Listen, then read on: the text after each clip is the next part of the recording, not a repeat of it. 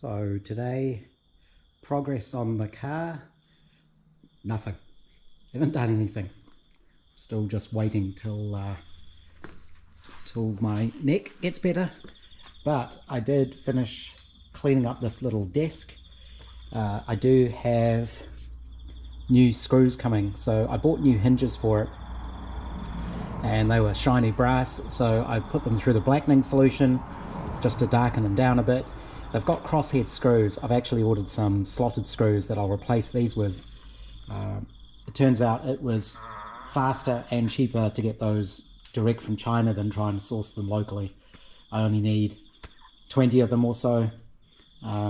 It's just easier, which is kind of mad, but that's how things go. I fixed up all the previous screw holes. I used a trick I saw on, is it Engel's Coat Shop, which is a channel I watch where he restores old Western wagons. He does a lot of woodworking. That's why I ended up watching him in the first place, because he does a lot of wagon type work, which was very useful for when I was doing the frame on the Riley. And his trick was using toothpicks. I think he used super glue. I used super glue, and that seemed to work.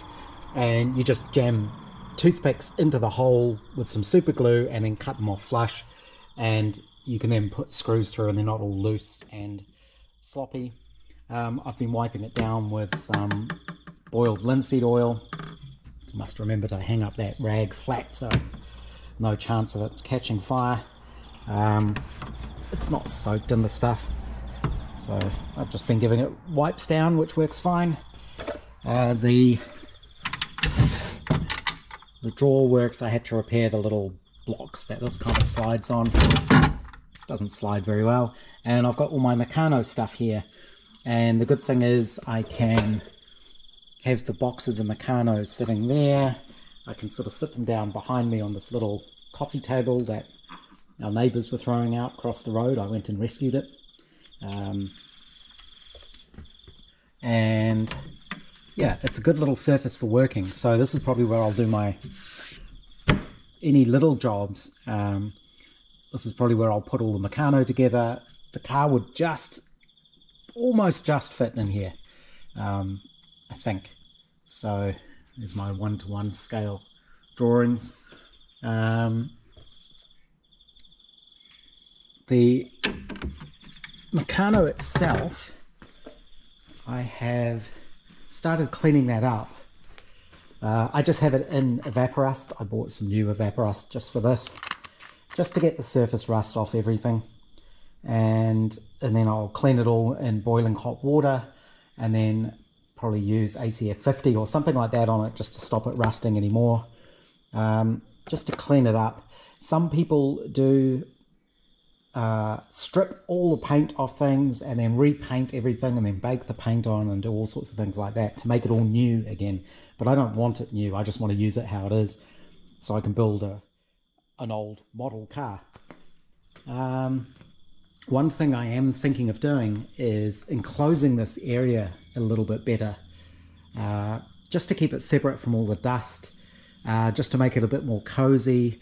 I think what I might do is just build a really simple frame wall that just comes along here and along here, just to enclose this area off a little bit, and it'll also give me wall space to put things, so I can put up like a cork board, and I can hang up my little drawings. I keep an eye out for just an old secondhand TV, because I wouldn't mind putting a little TV up in here, just to make this little gentleman's lounge pub area, I call it, a bit more enclosed. And oh, that's my motorcycle helmet. Need to put that away. That's all I've really done. Like I say, it's kind of been a long weekend here for Anzac Day, which was on Thursday, so that was a public holiday, so I took Friday off as well.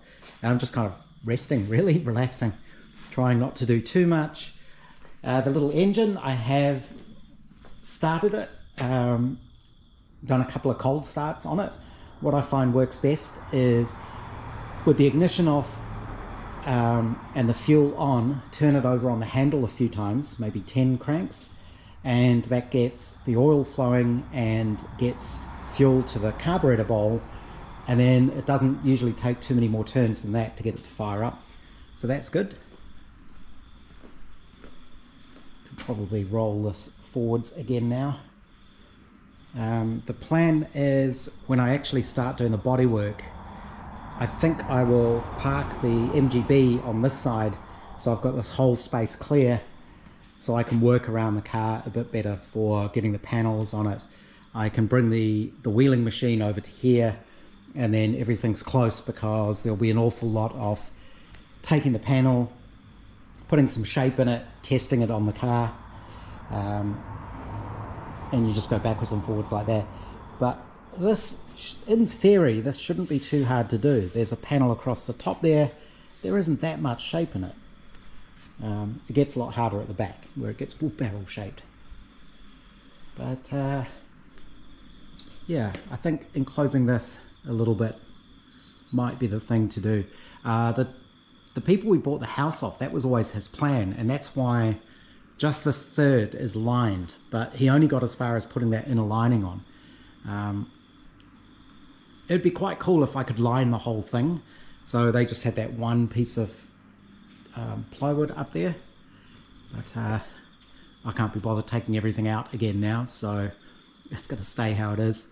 But yeah, like I say, a little L-shaped wall there. It'll be self-supporting, self-standing. I could maybe screw it to that pillar there, but I don't think it's going to go anywhere. And that'll enclose this area quite nicely, I think. What up, Milo?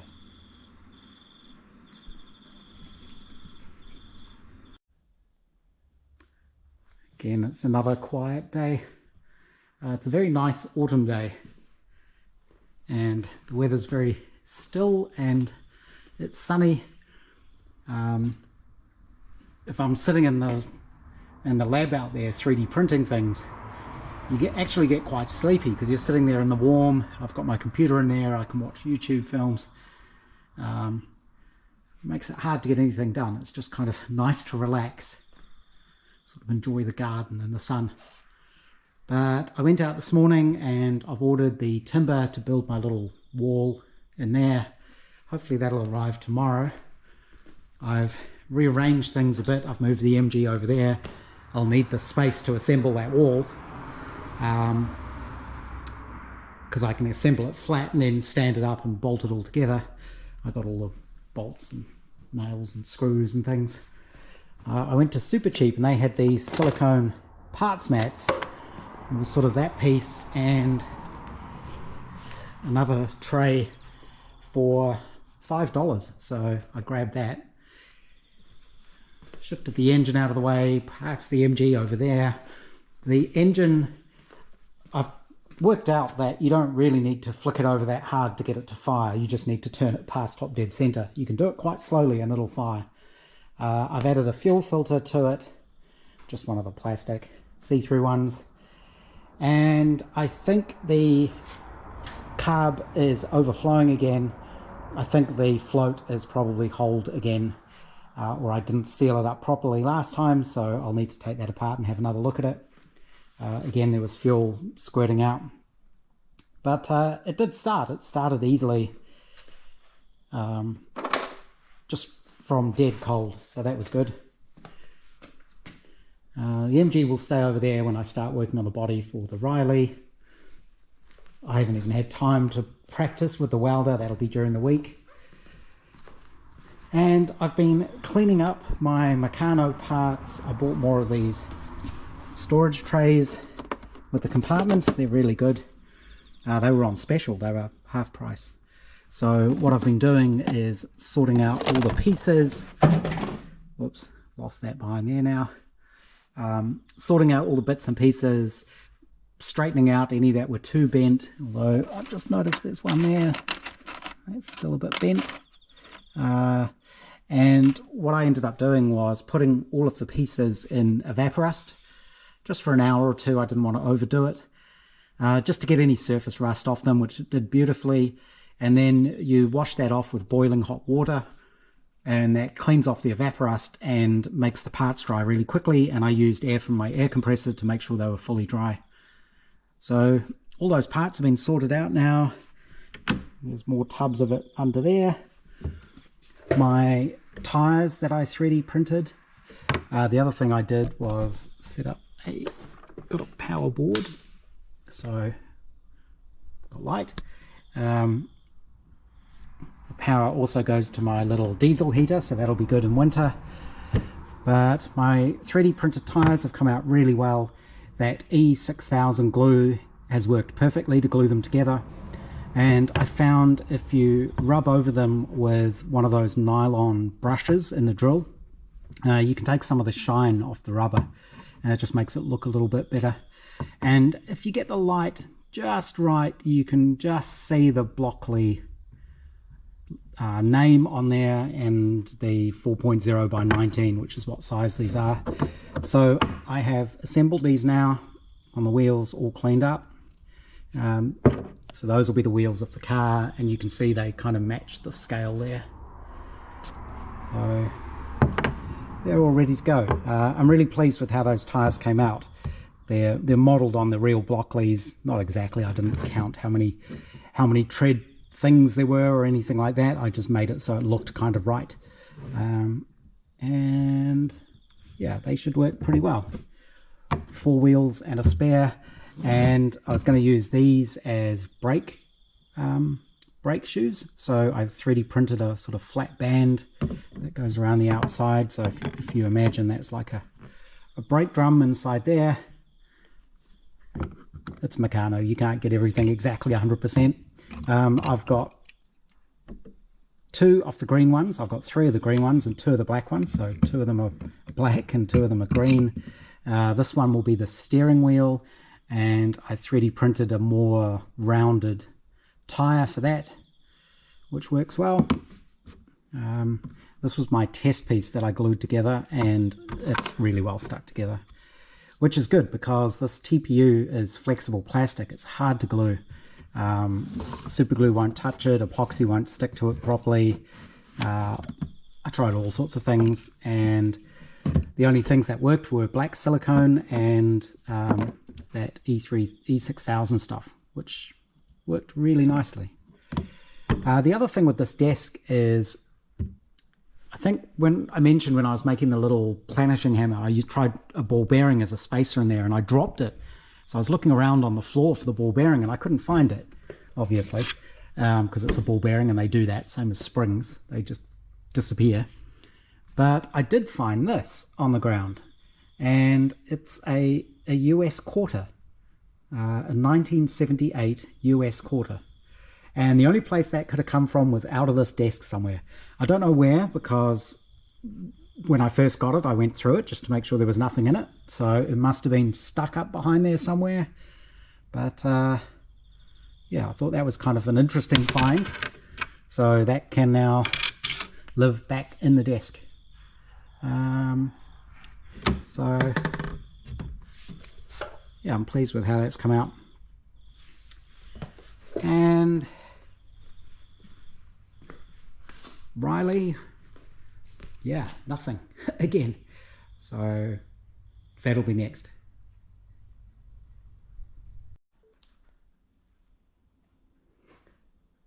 Yeah, that is the problem. It's still got a leak. It's very hard to seal these up. Not sure if I could get a new float for it, but I'll have another go at soldering it up once I get all the fuel out, once I figure out where the leak is. Usually what I do is submerge it in some hot water, and then because it heats up the air inside it, it'll force out a stream of bubbles where the leak is. So I'll boil the jug and see if we can fix this again. So third time lucky, hopefully. Once I actually took it out, put it in some hot water, I could see where the leak was pretty easily, where it was making the petrol bubble out. I had previously drilled a couple of little holes in the bottom, so it was a simple matter to unsolder one of those holes and shake the petrol out. What I find works really well is you use the air gun and you blow compressed air at the hole. You don't put the gun right up next to the hole. because you can actually blow up the float because they're so light. But if you blow air at the hole, it'll force air into the float, and then you tip it up so the hole's at the bottom and the petrol will squirt out. And you can keep doing that until you get all the petrol out of it. I then took it and soldered all the way around the top again and checked it with a magnifier to make sure there were no pinholes, and resoldered up the little hole in the bottom, which can take a couple of goes because as you solder it, the whole thing heats up, so it tries to force air out, which pushes the solder away, so it can be quite hard to get a blob of solder on the hole. But that should... we'll give it another try. Just when you think you've seen the last of this thing, but there's the fuel filter I put on there. So what I've found is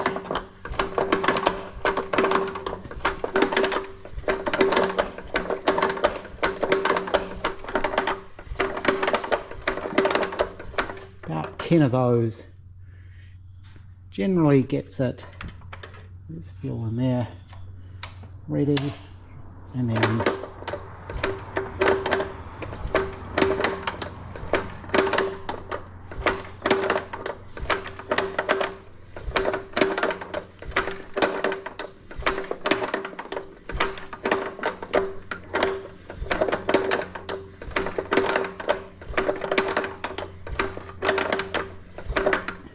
because the fuel bowl's empty, so it takes a while. Prime it, let me turn it on.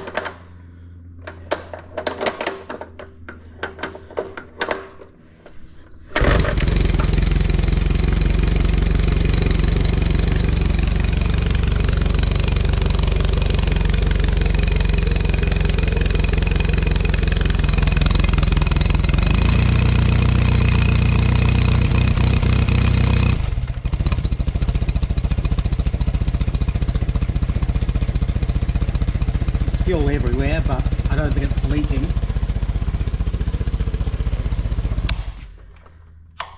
Now that I've had it running a bit, as I say, it's really easy to start now. So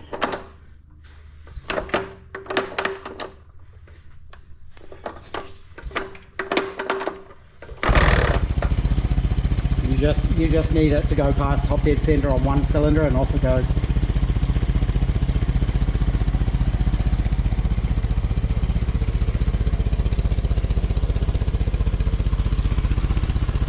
Oil pressure.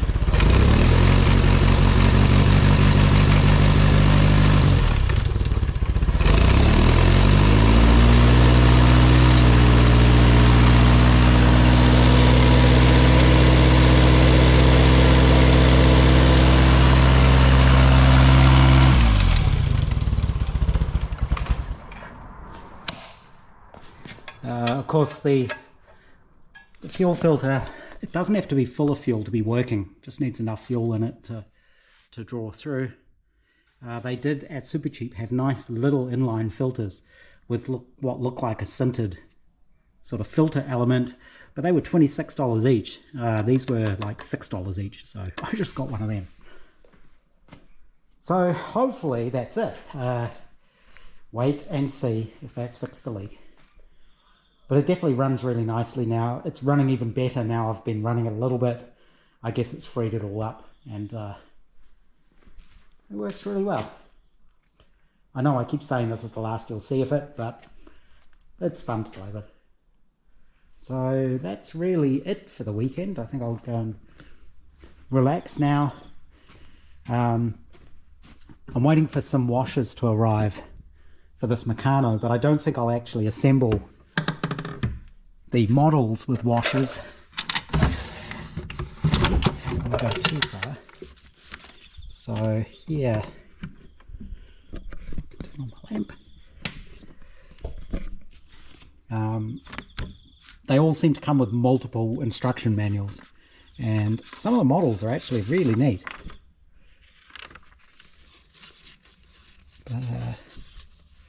You can sort of see from these, they didn't use washers on theirs. And I don't think the kits came with washers, so I'm not going to bother, even though I've got some coming.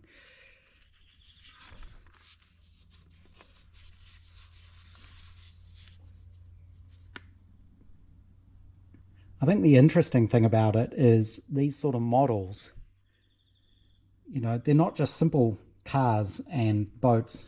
Okay, that is a boat, that's a frigate. Things like a power press, and this is clockwork. You know, what kids these days would know what a power press is? So it's kind of interesting. It teaches you about machines as well. So you build the model and you learn about the actual machines. Tram car, these are a bit stuck together. Articulated lorries, forklifts. Single decker bus.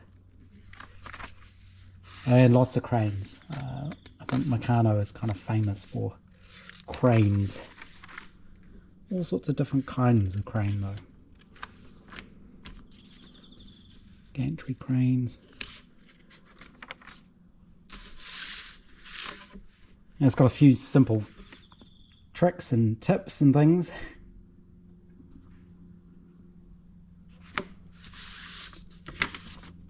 So, very neat. Get all of that in there.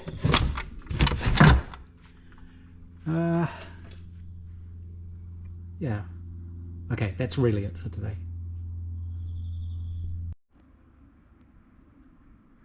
My timber for building my wall was supposed to be delivered today, but they rang to say the HIAB wasn't available, so they can't deliver it till tomorrow, which is fine. I'm not really in a great rush, but it'd be nice to get it here and I can start building this partition. So tonight I've been just playing around with my Meccano stuff. My little workbench works pretty well. I've got parts there. I have parts sitting behind me that I can access, and then I can put everything away later and close it up. I do think I need to keep an eye out for more nuts and bolts. So these little screws, little bolts come in different lengths, and I think I need some of the longer ones. I think I've used all the ones I've got already. I only had four or five of those, but for example, to go through that thickness of plates you need longer bolts. And I've just been building the rear springs. This is all just a matter of making it up as you go along.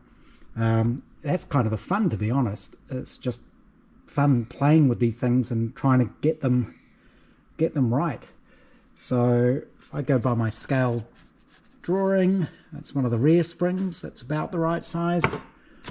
Obviously, you're kind of limited to 1/2 inch spacing because that's what the Meccano is based on. But there again, the front springs about right. I'm not using washers on these because it doesn't look like they did in the original. In the manual, it doesn't show washers. Yeah, it's just a matter of sorting through parts and figuring out how to put it together. One thing I forgot to mention, when I cleaned up all of these parts, I then gave everything a really good coating of ACF 50, the anti-corrosion stuff, and I've got effectively an oily rag here, and that's soaked in the stuff, and I use that to wipe down all the parts. You could probably see it on this, so it gets all over your hands, which is good because then all the parts get covered in it, so hopefully that gives some degree of rust proofing. The rear springs, as you can see, have the correct up and down looping on them, I guess you'd call it. It's interesting, on the real Brooklands springs, one loops at the top and one loops at the bottom.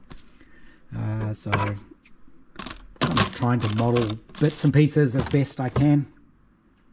My little tools all fit in there. And when I get that partition wall in there, I'll probably put up a corkboard, and then I can put up little plans and things. This would probably be a good little desk for doing my plastic modeling as well, which is all in my lab at the moment, but to be honest, I haven't done any of that for ages, a couple of years. So there's always other things to do. You've only got so much time. And I'm still just waiting till my injury gets better, interestingly, sitting out here doing this for a few hours, I don't feel sore at all. When I'm sitting inside doing my actual work in front of my actual work computer, I get really sore. And I think it's just because it's the nature of the work. I'm just working on the computer, typing and that kind of thing. Whereas this is more manual dexterity type stuff. And I think just that motion just helps not to kind of lock up, I guess. So I'll just can now put these away. These little containers are really good. They just fit under there.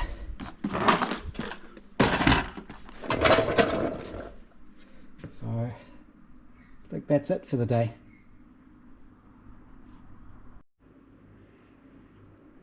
Out in my shed again.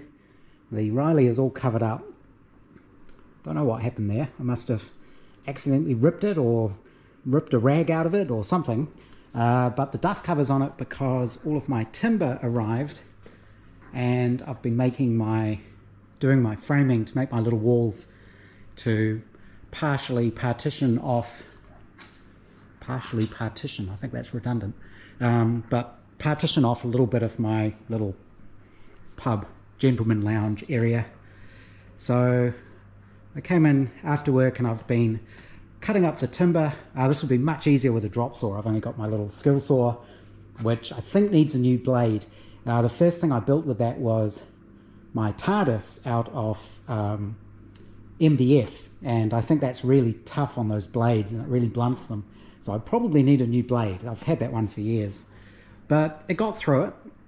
It's quite painful doing everything sort of kneeling down on the ground, but I got the framing up, or framing built, and I'd like to say it went perfectly. I did have a detailed plan in the best traditions on the back of an envelope, and I did look up a few films online about standard ways that this is done in New Zealand. It doesn't matter, none of this needs to go through building certification or anything like that, but I thought I might as well do it properly, you know, as properly as I could.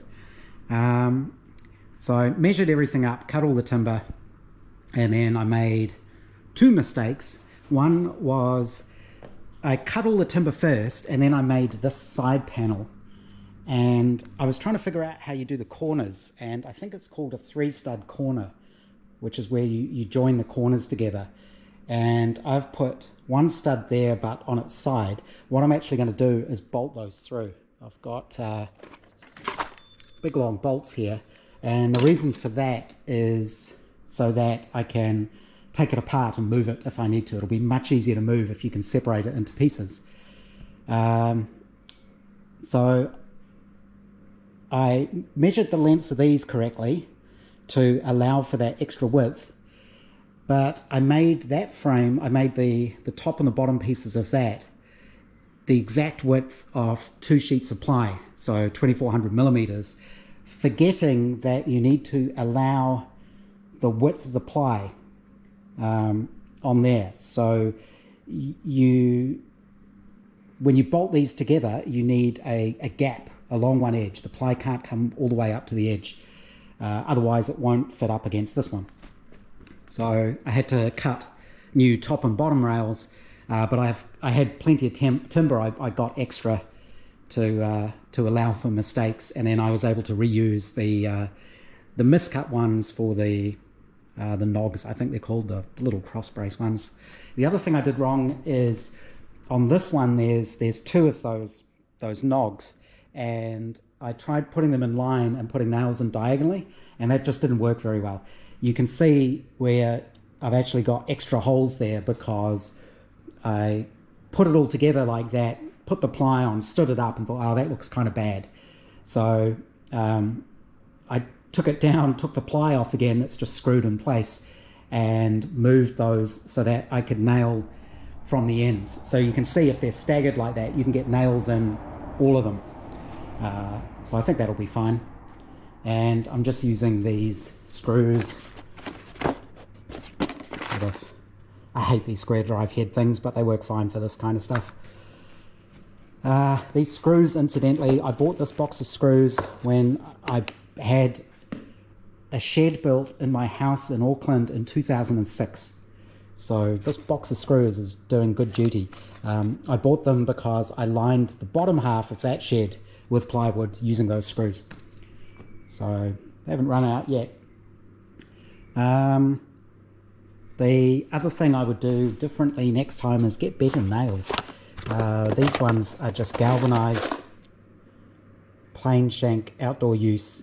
I probably could have got bright steel nails. I know these will be fine, but I'm obviously not a carpenter, so I'm not so good with the hammer, and I found these bent really easily. One mishit and they would just bend.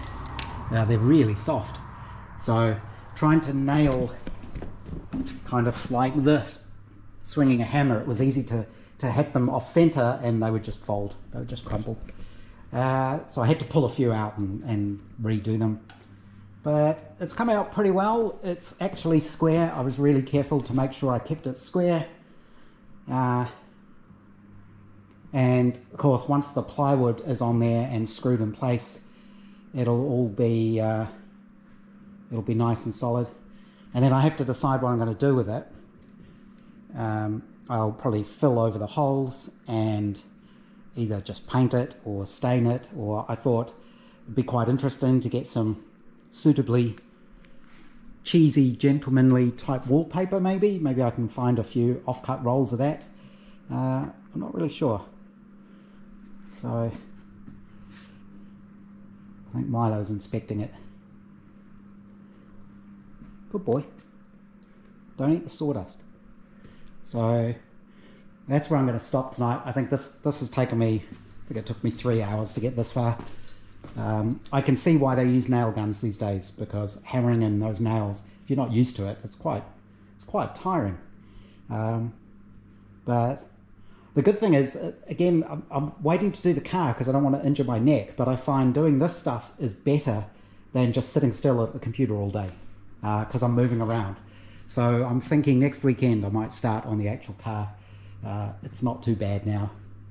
And I'll screw on the 2 sheets of plywood on here tomorrow, because you have to measure it quite carefully to make sure the screws go in the right places, and I'm a bit too tired to do that at the moment. And then the idea will be this one will stand up this way, this one will stand up that way, and I'll bolt through. And those are quite long bolts, so what I'll do is, I've got lots of little offcuts, I'll cut these into little square blocks and put those through there, so the bolt will go through 3 thicknesses, and that should all be nice and strong, I hope. But yeah, that's where we're at tonight. It's the evening again, back out in my shed, and I've finished my little dividing partition thing. I need a head gardener's help to stand it all up and bolt it together. You can sort of see now how I've bolted it together. 4 bolts is probably overkill. 3 probably would have done it, but it was easy enough to put 4 in there.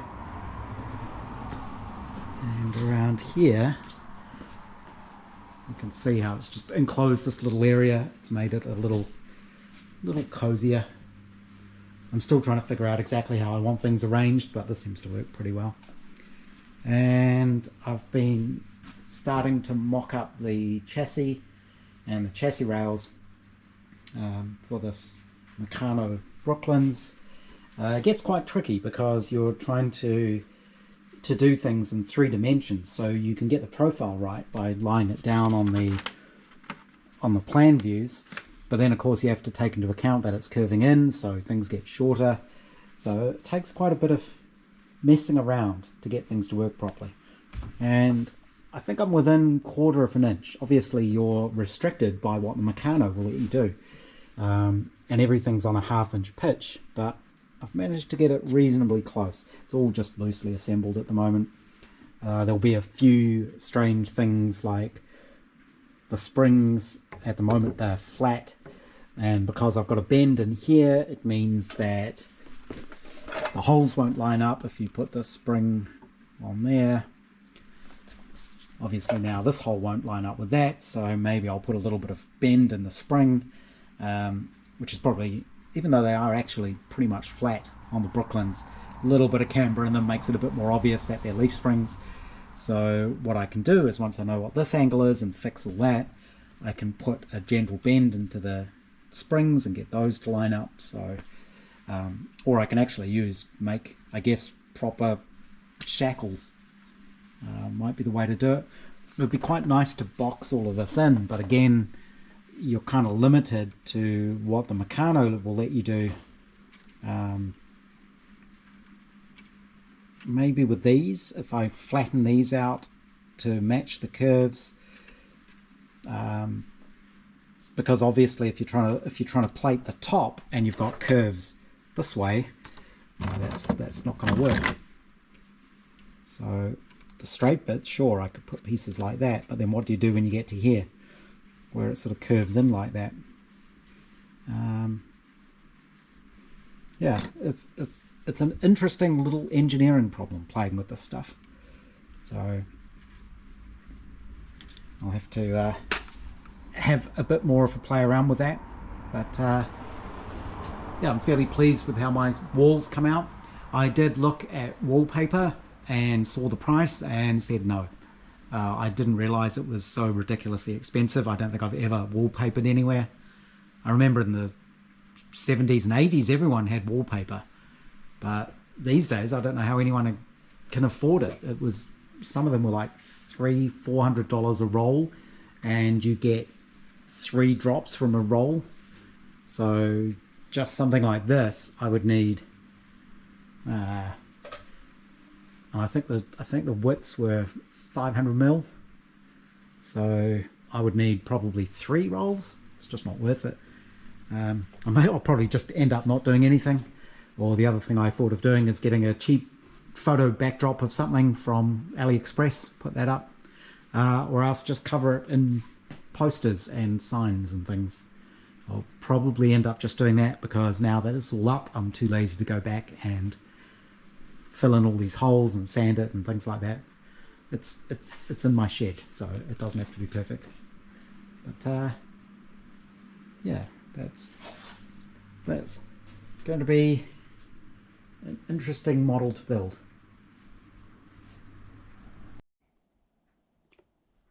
We're out in my new little lounge area,